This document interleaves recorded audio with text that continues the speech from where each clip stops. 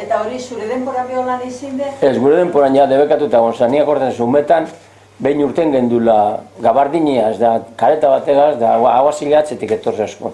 Da guk izango ginen, umeko eskorrak ez dakit, 10 urte gugaz edo. Aguaziletorzen zuen atzetik, arpeile ezin lehikela estalita eruen. Eta horregaitik datorre arpeile agirien eroatea?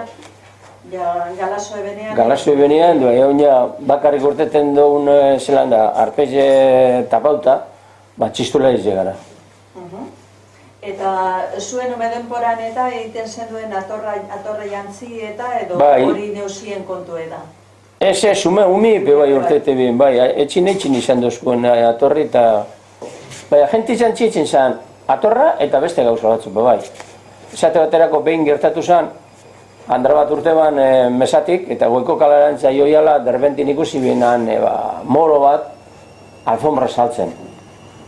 Da, andrak esan zuen lagunari, oi, nik horrek alfombrak azetetu otaz.